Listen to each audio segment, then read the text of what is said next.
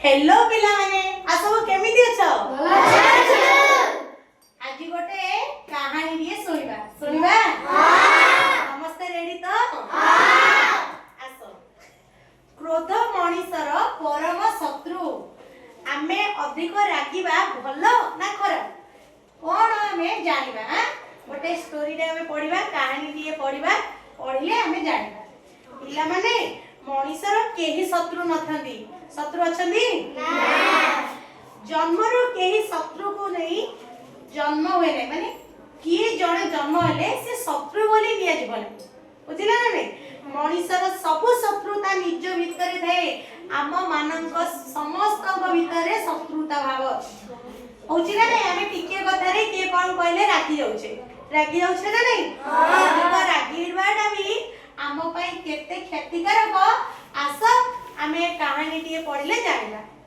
बुझिला पढिबा हां उज्जयिनी राज्य रे माधव बोली जने ब्राह्मण थिले को राज्य रे पिले उज्जयिनी राज्य रे जने ब्राह्मण टिए थिले से खूब गरीब दान दक्षिण रु जहा मिले सेइतिरे से चल जंती से जानती दक्षिण स्वरूप जहा किछि पांती से ताको घर ताको कुटुंबटा को भी चलाना बुझिले दिने पार्वणर श्राद्धर समय राजा घर डाक्टर आसिला राजा किछि दान करिवे राजा कोन करिवे किछि दान करिवे ब्राह्मण तो अति दरिद्र ब्राह्मणटी कोन आमे जानिछे जे ब्राह्मणटी कोन गरीब थिले दानर ना सुनी ताको मन विकल हेबाकू लागिला से तो निजे खाइबा को पाउनांती से दान स्वरूप कोन देबे बोली निजे भाबिले से किपरि अन्य केही ब्राह्मण पहुंचीबा पूर्व जाई राजा घर पहुंची जिवे सेति से व्यस्त होई पड़ले से भाबिले जे कि प्रथमे पहुंचीबा पूर्व मु केमिति जाई कि पहुंची एले जाउछंदी किमिति से समय रे ब्राह्मणी जे घरे नानी ब्राह्मण को स्त्री के ब्राह्मणी से समय रे से राजा घर को जिवे की जिवे ब्राह्मण सेते बळे समय रे कोन हिची पिले जानिछो ब्राह्मणी घरे नानी ब्राह्मण को तांकर शिशु पुत्र टिए जगिबा को कहि नदी को गाधेबा को जायछन से तांकर गोटे कुनी पुओटिए थिला कार ब्राह्मण कर ब्राह्मण को कोन कहिजदी ब्राह्मणी जे तमे पुओ को जगी थाओ मो नदी रो गाधे की आसुची ब्राह्मण अस्थिर होई किछि उपाय पाइले नाही ब्राह्मण एही परि चिंता करू करू तांकर बहु कालरो पालित नेउलटी ऊपर आखि पड़ला तांको घरे कोन पाळुथिले गोटे नेउलटीए पाळुथिले एबे ब्राह्मण को बाट दिसिला एबे गोटे उपाय आसिला से शिशु पुत्रर सुरक्षा दायित्व नेउल को देई तुरंत सेठारु राजपुर को चली गले नेउल को कहिले जे तू कोन शिशु पुत्रटी को जगी था ब्राह्मणी नदी रु फेरी न थांदी ब्राह्मण पड़ी गले रे पिले राजा घर को गले सेति भाई नेउल को कोन करचनी जगी नेउलटी शिशु पुत्रटी को जगी रही थाए एही समय रे देखा गला गोटे विशाल कुष्ठ सर्प शिशु पुत्र आड़ को आसुची ए समय रे कोन देखिले गोटे सर्पटिए आसुची नेउल को आउ काळ विलंब न करी सापटी ऊपर को झापी पड़िला नेउल कोन कला आउ देरी न करी की साप ऊपर को नेउल काळे भाबिला सापटी काळे शिशु पुत्र को कामुडी दबो से भय रे नेउल कोन कला ना झांप पकेइला का ऊपर को साप ऊपर को दीर्घ समय धरी साप नेउलर चालिला युद्ध कार साप एमानकर युद्ध चालिला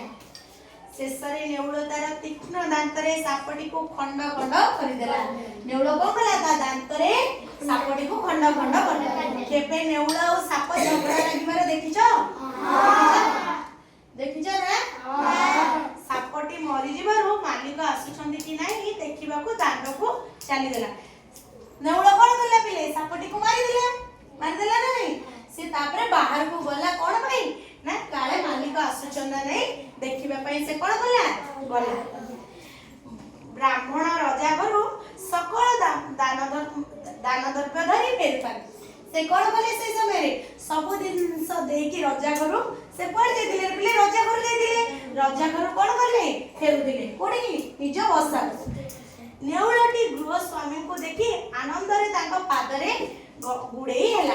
तांकर स्वामी के मालिक जन जो ब्राह्मण जन को देखि कि नेउलटी खुशी हे गला।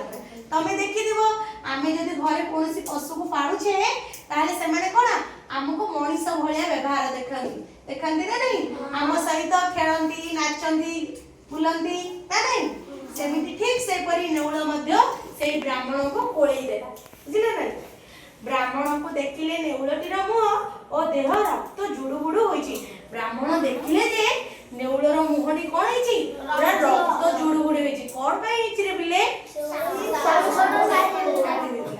किंतु ए सब के ब्राह्मण जनक जानिछथि कि नाही ना ब्राह्मण जानिछथि ना ब्राह्मणी जानिछथि ना नहीं।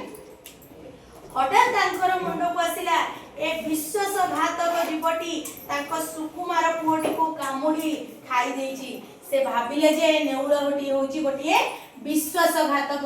से कोन करछि ना मो पुओ को बदे कामुडी की खाई देछि। ये रे बिले